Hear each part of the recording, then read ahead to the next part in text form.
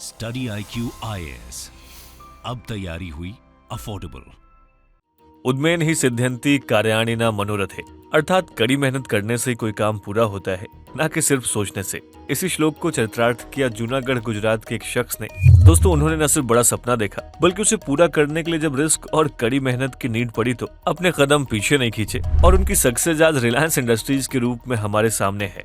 Retail, digital, clothes, e-commerce, data और phone and oil जैसी जिस भी चीज पर आपकी नजर पड़ती है, उसमें एक नाम कॉमन होगा, और वो है रिलायंस। वाजपेयी जी के शब्दों में अगर थोड़ा ट्वीट करें तो सरकारें आएंगी जाएंगी पर रिलायंस का बिजनेस चलता रहेगा। स्वागत है आप सभी का स्टडी IQ में। अनुराग पांडे नाम है हमारा, और आज के इस वीडियो में हम ये समझेंगे कि हाउ अंबानी कंट्रोल्स इंडिया। आइए आज की अपनी इस कहानी को समझने के लिए चलते हैं नेहरू के भारत में और मिलते हैं उस शख्स से जिन्होंने रिलायंस की नींव रखी। 1948 एक आदमी अपने घर से गल्फ ऑफ एडन में एबीएस एंड कंपनी में काम करने के लिए निकलता है। और दोस्तों, आदमी कोई और नहीं बल्कि धीरजलाल हीरालाल अंबानी ही थे, जिन्हें हम धीरू भाई के नाम से भी जानते हैं। धीरू भाई अंबानी यमन की एक ऑयल कंपनी में काम करने के लिए गए और वहां अपनी शुरुआत की एक पेट्रोल पंप से। दोस्तों, इनका सपना कोई छोटा मोटा मकान या फिर गाड़ी लेने का नहीं था, बल्कि इन्होंने ऑयल कंपनी लेने का सपना देख लिया था। देखा जाए तो कुछ साल काम करने के बाद वो 1958 में भारत वापस लौट आए और यहाँ आकर स्पाइस कंपनी की शुरुआत की। धीरू भाई अंबानी ने मसाला एक्सपोर्ट करने का बिजनेस शुरू किया, जैसा कि मोस्ट ऑफ फॉरेन कंपनीज ने इंडिया में किया था। लेकिन काम करने का जुनून और कुछ बड़ा हासिल करने का सपना उन्हें अपने कजिन चंपकलाल दमानी के पास ले आया।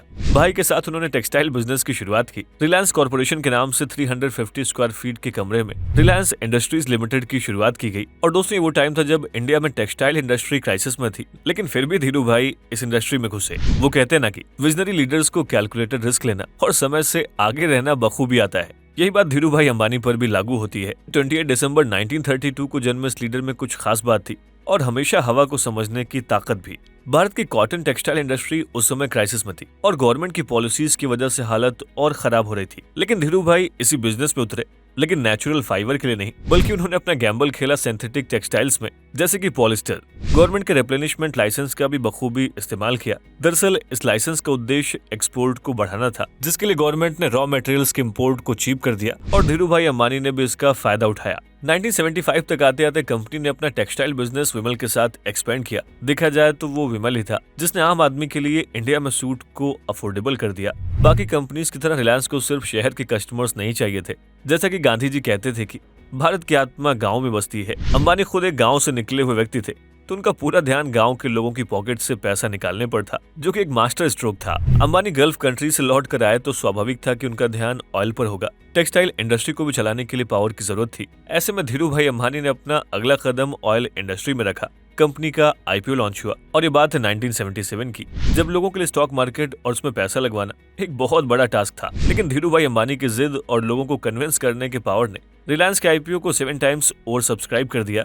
देखा जाए तो सिर्फ कंपनीज ही नहीं, बल्कि आम लोगों का भी पैसा अपनी कंपनी में लगवाया और उनको भरोसा दिया कि वो उनके पैसे को 8 गुना कर देंगे। दोस्तों, ये सेम स्ट्रेटजी सहारा ने भी अपनाई थी, लेकिन लोगों का सारा पैसा डूब गया। दोस्तों, वीडियो को कंटिन्यू करें उससे पहले आप सभी के लिए एक इम्पोर्टेंट अपडेट।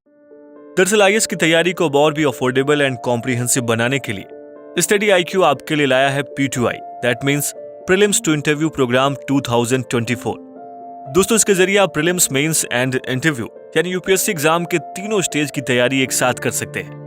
UPSC सिलेबस को कंसीडर करते हुए इस बैच में आपको लाइव क्लासेस के through basic to advance cover कराया जाएगा। साथ ही mentorship, test series, crash course, notes और बुक्स, ये सब कुछ भी आपको इस बैच में मिल रहा है।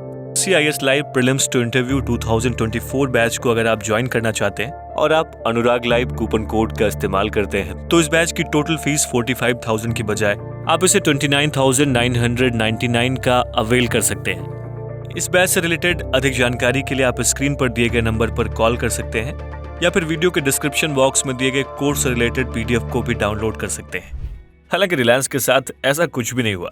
कंपनी की लगातार बढ़ती पहुंच और विजनरी सोच ने कंपनी को एक अलग ऊंचाई पे पहुंचा दिया। दोस्तों, रिलायंस का सीक्रेट उसके पॉलिटिशियंस से अच्छे रिश्ते में है, जिसकी वजह से बहुत बार कंपनी को क्रिटिसिज्म भी झेलना पड़ा है। द बिलियनियर राज में जेम्स क्रैबट्री लिखते हैं कि धीरू भाई अंबानी की फिलॉसफी लोगों के साथ रिलेशनशिप बिल्ड करने की थी। डोरकीपर से लेकर घर के हेड तक सबके साथ पर्सनल टच ने ही उनको बिजनेस एक्सपेंड करने में मदद की है।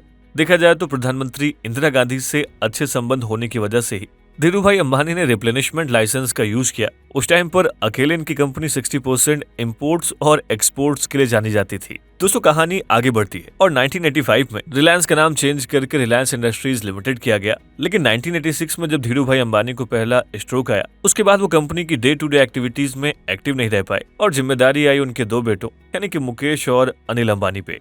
दोस्तों Mukesh Ambani institute of chemical technology से बैचलर ऑफ इंजीनियरिंग कर रहे थे और वहीं पर इनको एक ऐसा शख्स मिला जो आने वाले दिनों में रिलायंस की काया को बदलने वाला था, मनोज हरजीवन मोदी। मुकेश अंबानी के साथ इनकी दोस्ती ने रिलायंस को आगे बढ़ाने में काफी हेल्प की। देखा जाए तो ऐसे शख्स हैं जो ना ही बोर्ड ऑफ डायरेक्टर्स, ना ही कंपनी में कोई ऑफिशियल पोजीशन और ना ही मीडिया के लाइमलाइट में है, लेकिन ये रिलायंस इंडस्ट्रीज के सबसे मजबूत पिलर हैं। जैसे कि हम सब जानते हैं कि गल्फ वॉर की वजह से ऑयल क्राइसिस इंडिया में भी आया था और हम बीओपी यानी कि बैलेंस ऑफ पेमेंट क्राइसिस को सॉल्व करने के लिए इकोनॉमी को लिबरलाइज और प्राइवेटाइज करने जा रहे थे। अंबानी की दूरदृष्टि ने हजीरा पेट्रोकेमिकल प्लांट को 1991 से 1992 के बीच में एस्टेब्लिश किया। 1993 में रिलायंस ने ओवरसीज मार्केट में जीडीआर यानी कि ग्लोबल डिपॉजिटरी रिसिप्ट के जरिए रिलायंस पेट्रोकेमिकल के लिए फंड इकट्ठा किया और जब 1998 में गवर्नमेंट इंडियन पेट्रोकेमिकल्स कॉर्पोरेशन को प्राइवेटाइज करने को सोचा तो अंबानी ने उसे टेक ओवर कर लिया। जैसा कि हमने आपको पहले ही बताया कि गवर्नमेंट से नजदीकी की वजह से अंबानी ने काफी फायदा उठाया और अपनी ग्रोथ के साथ हमारी इकोनॉमी को भी ग्रो करने में हेल्प की। दोस्तों अगला कदम रिलायंस के टेलीकॉम सेक्टर पे था। राजीव गांधी की कंप्यूटर पॉलिसी और उनके MTNL PCO पॉलिसी ने देश में टेलीकॉम सेक्टर के लिए मार्केट ओपन कर दिया और अंबानी कहाँ नए मार्केट को छोड़ने वाले थे। दोस्तों 1995 से 1996 में रिलायंस कम्युनिकेशन के नाम से नया वेंचर शुरू हुआ। अगर आपको रिलायंस का ये वाला GSM और CDMA फोन याद हो तो आपके भी घरों में इसका खूब इस्तेमाल हुआ होगा या आपने इसे यूज किया होगा। लेकिन 2002 में आए दूसरे अटैक के बाद धीरू भाई अंबानी का निधन हो गया और यहाँ से शुरू होती है एक नई कहानी। ये बात तो आप भी जानते हैं कि हमारे समाज में अगर दो भाइयों के बीच में विवाद ना हो तो उन दोनों भाइयों को त्रेता युग का राम लक्ष्मण कहा जाने लगता है, लेकिन कलयुग में ऐसा देखने को कम ही मिलता है। दोस्तों धीरू भाई अंबानी के जाने के बाद मुकेश और अनिल अंबानी में अनबन शुरू हो गई। कंपनी को कौन ओन करेगा, इसको लेकर संबंध बिगड़ने लगे। कहा तो ये तक जाता है कि दोनों भाई एक दूसरे से टकरा ना जाए, इसके लिए घर में उन्होंने बंदे रख रखे थे जो उन्हें ये बताते थे कि कौन भाई गेट से निकल रहा है और ये सुनकर दूसरा भाई गेट बदल लेता था। अनिल वॉर्टन से MBA करके लौटे थे और मुकेश MBA ड्रॉप आउट थे। संबंध इतने बिगड़ गए कि मुकेश ने खुद का अपना मकान एंटीलिया लिया और उसमें अपनी फैमिली के साथ शिफ्ट हो गए। सब इंडियन माँ की तरह उनकी माँ कोकिलाबेन को भी ये सब अच्छा नहीं लग रहा था और उन्होंने दोनों में सुलह कराने की कोशिश की। दोस्तों साल 2005 में कोकिलाबेन के प्रयास से एक पीस डील साइन हुई और कंपनी का बंटवारा किया गया। पुराने वेंचर जैसे कि ऑयल, रिफाइनिंग और पेट्रोकेमिकल्स बड़े भाई मुकेश अंबानी को मिले और अनिल अंबानी को मिला एनर्जी, इन्फोकॉम और रिलायंस कैपिटल्स। उनके बीच 10 इयर्स का नॉन कम्पीट क्लॉज भी साइन हुआ, जिसका सीधा मतलब ये था कि अगर अनिल इन्फोकॉम को चला रहे हैं तो मुकेश इस सेक्टर में अपनी कोई भी कंपनी लेकर नहीं आएंगे और ठीक ऐसा ही अनिल को भी करना था। दोस्तों एक और एग्रीमेंट था कि मुकेश की oil and gas company Anil की रिलायंस पावर कंपनी को सस्ते दाम में ऑयल बेचेगी, लेकिन 2009 में डील कैंसिल हो गई और इसे कैंसिल किया उस टाइम के पावर मिनिस्टर मुरली देवरा ने, जिसके पीछे उन्होंने तर्क दिया कि ये मार्केट डिस्टॉर्ट प्रैक्टिस है। दोस्तों तनाव इतना बढ़ गया कि कोर्ट जाने तक की नौबत आ गई, लेकिन सुप्रीम कोर्ट ने भी मुकेश के हक में फैसला सुनाया। माना जाता है कि इन सब के पीछे मुकेश और मुरली देवरा की दोस्ती थी। धीरे धीरे अनिल की माली हालत और खराब होने लगी और 2020 तक आते आते उन्होंने यूके के कोर्ट में खुद को बैंकरप्ट डिक्लेयर कर दिया। इन सब के बीच में मुकेश अंबानी का ध्यान एक नए रिसोर्स पे पड़ चुका था और उसके लिए उन्होंने अपना जाल बिछाना भी शुरू कर दिया था। दोस्तों मुकेश अंबानी ने अपने एक इंटरव्यू में बताया था कि डेटा इज न्यू ऑयल और अंबानी के ऑयल प्रेम से हम सब वाकिफ हैं। देखा जाए तो उनका ध्यान अब डेटा सेक्टर पर गया, जो कि नया पर रिस्की सेक्टर था। साल 2010 में 3G ऑक्शंस हुए, जिसके लिए उस टाइम की सबसे बड़ी कंपनीज ने बिड किया, लेकिन एक कंपनी थी जो 4G लाइसेंस लेने में इंटरेस्टेड थी। उस टाइम की लेसर नोन कंपनी इन्फोटेल ने इंडिया के सारे 22 रीजन्स के लिए 4G लाइसेंस का बिड जीता। रिलायंस ने अपने $32 बिलियन 2010 से 17 के बीच में देश भर में 4G नेटवर्क बनाने में लगा दिया। उस टाइम पर किसी को भी अंदाजा नहीं था कि ये प्लानिंग चल क्या रही है, किस चीज के लिए प्लेटफॉर्म तैयार किया जा रहा है। 4,800 करोड़ लगाकर रिलायंस ने इन्फोटेल कंपनी में 95% स्टेक खरीद लिया। देखा जाए तो किसी तूफान से पहले आने वाली प्लानिंग थी। फिर मुकेश अंबानी ने 2013 में अपने छोटे भाई अनिल के साथ एक डील की और 1200 करोड़ देकर अनिल की इन्फोकॉम कंपनी के ऑप्टिकल फाइबर के राइट्स ले लिए। साल 2014 में जब सरकार बदली और मोदी एरा शुरू हुआ तो प्रधानमंत्री नरेंद्र मोदी ने साल 2014 में डिजिटल इंडिया प्रोग्राम लॉन्च किया, जिसका मकसद डिजिटल रेवोल्यूशन लाने का था और ये गवर्नमेंट के अकेले प्रयास से तो संभव नहीं था। मोदी गवर्नमेंट ने वैसे भी BSNL को 4G में अपग्रेड करने का कोई इंटरेस्ट नहीं दिखाया और उनका रीजन ये था कि BSNL अपने कंपोनेंट्स में चाइनीज आइटम्स का यूज कर रही थी, जिसका फायदा उठाया अंबानी ने और सितंबर 2016 में लॉन्च हुई एक नई कंपनी यानी कि जियो। दोस्तों लोगों को आकर्षित करने के लिए और डेटा से यूज टू करने के लिए 3 मंथ्स का फ्री वॉइस और डेटा प्लान लॉन्च किया गया। देखा जाए तो डीमोनेटाइजेशन जैसी लंबी लाइन जियो सिम लेने के लिए होती थी। इस ऑफर को न्यू ईयर ऑफर बनाकर अगले 3 महीनों तक फिर से फ्री किया गया। उस टाइम पर बाकी कंपनी जैसे कि वोडाफोन, एयरटेल और आइडिया को सरवाइव करने के लिए अपने डेटा रेट्स को भी हाफ करना पड़ा। दोस्तों अब तक इंडिया डेटा का आदी हो चुका था। उसके डेटा कंजम्पशन में अचानक से राइज हुआ और अब गांव के लोग भी डेटा का यूज करने लग गए। अगर आपने कभी जियो को उल्टा पढ़ा होगा तो ये लगभग ऑयल जैसा ही नजर आता है और अंबानी के ऑयल प्रेम और गांव के लोगों को कन्विंस करने की पावर ने जियो को इंडिया की one of the largest telecom companies बना दिया। अब तो आलम यह कि वोडाफोन को सरवाइव करने के लिए आइडिया के साथ मर्ज करना पड़ा। एयरटेल को अपनी बहुत सारी यूनिट्स ईस्ट अफ्रीका में बंद करनी पड़ गई जिससे वो केवल इंडिया में टेलीकॉम सेक्टर पर ही फोकस कर सके। जियो के आने से 20 टाइम्स डेटा यूज में इंक्रीज आया है। एक user average 8.3 GB data per month consume कर रहा है जो कि अब फ्री नहीं है। और जियो के डेटा रेवोल्यूशन का ही नतीजा है कि इंडिया में इतने सारे यूट्यूबर्स हैं। दोस्तों रिलायंस इंडस्ट्रीज ने उस सेक्टर पर टारगेट किया जो डेटा और पर कैपिटा इनकम बढ़ने से राइज पे थी और वो थी रिटेल मार्केट्स। आप सबने बिग बाजार का नाम तो सुना ही होगा जो फ्यूचर ग्रुप की कंपनी है। अमेजॉन जैसे बड़े जायंट के साथ केस लड़ने और कंपटीशन कमीशन में केस जीतने के बाद रिलायंस ने बिग बाजार को एक्वायर कर लिया। आपको बिग बाजार स्मार्ट बाजार के नाम से मिलता होगा।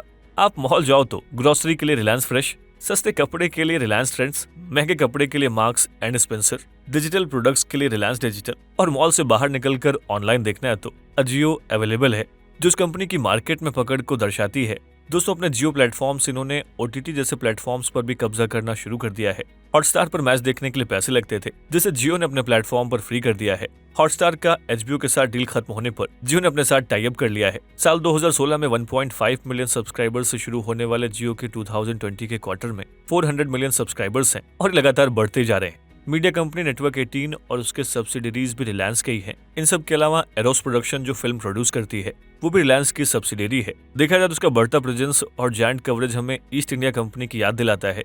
अपनी सिर्फ 50 साल की जर्नी में $200 बिलियन की कंपनी बनकर इसने ये तो जरूर बता दिया कि अगर जिद हो तो कुछ भी पाया जा सकता है। लेकिन इसकी कहानी भी बिना कंट्रोवर्सीज के नहीं है। दोस्तों रिलायंस ने अपने हाल के एनुअल जनरल मीटिंग में अनाउंस किया कि वो 75,000 करोड़ 2024 तक क्लीन और ग्रीन एनर्जी में इन्वेस्ट करेंगे। देखा जाए तो मार्केट में आगे रहने के लिए इनकी एक टिपिकल स्ट्रेटेजी है। आने वाला समय ग्रीन एनर्जी का है और इंडिया को 2070 तक नेट जीरो कार्बन एमिशन वाला देश बनाना और हमारे यहाँ पर रिन्यूएबल एनर्जी का बड़ा भंडार होना रिलायंस को ग्रीन एनर्जी में इन्वेस्ट करने के लिए अट्रैक्ट कर रहा है। रिलायंस का वादा है कि आने वाले टाइम में वो क्लीन और नियरली फ्री एनर्जी घर घर तक पहुंचाएंगे और हम ये आपके विवेक पर छोड़ देते हैं कि कितना फ्री होगा। दोस्तों इस कंपनी के साथ बढ़ते इन्फ्लुएंस और गवर्नमेंट के साथ नजदीकी इसके सबसे बड़े क्रिटिसिज्म का कारण बनी है। साल 2014 में ONGC ने दिल्ली हाई कोर्ट में रिलायंस पर 18 billion cubic metre gas Krishna Godavari basin से चुराने का आरोप लगाया। फिर इस संबंध में दोनों कंपनियों ने अपनी एक जांच पैनल बनाई जिसकी रिपोर्ट का इंतजार सबको है। दोस्तों इस कंपनी पर सबसे बड़ा आरोप क्रायोनिज्म यानी कि भाई भतीजावाद का है। सेमिनार मैगजीन ने 2003 में धीरू भाई अंबानी के पॉलिटिशियंस के साथ घनिष्ठता और बॉम्बे डाइंग के नुस्ली वाडिया के साथ इनकी दुश्मनी की कहानी को निकाला। अरुण शौरी ने इंडियन एक्सप्रेस के कॉलम में रिलायंस पर पैसों की हेरा फेरी, शेल कंपनीज में इन्वेस्टमेंट, कंपनी के लीगल इंपोर्ट्स और लॉर्सन एंड टर्बो को जबरदस्ती एक्वायर करने की बात बताई। इन सब के अलावा 1996 में आउटलुक मैगजीन ने कंपनी पे फेक शेयर इशू करने का, इनसाइडर ट्रेडिंग और यूनिट ट्रस्ट ऑफ इंडिया के साथ नेक्सस के किस्से उजागर किए। दोस्तों ऐसी तमाम कंट्रोवर्सीज से घिरे रहने के बावजूद भी रिलायंस ने अपनी पकड़ को मजबूत की है। समय की नजाकत और दूरदृष्टि के साथ लोगों का विश्वास जीतना इस कंपनी की सबसे बड़ी USP है। देखा जाए तो ऐसे बहुत से सवाल हैं जो अंबानी की बढ़ती पहुंच और उनकी ताकत को शक के दायरे में लाते हैं, लेकिन इन सब का उत्तर या तो समय के पास है या फिर अंबानी के पास। दोस्तों आप किस मुद्दे पर राय क्या है हमें इस वीडियो के कमेंट बॉक्स में जरूर लिखें। स्टडी IQ IAS अब तैयारी हुई अफोर्डेबल।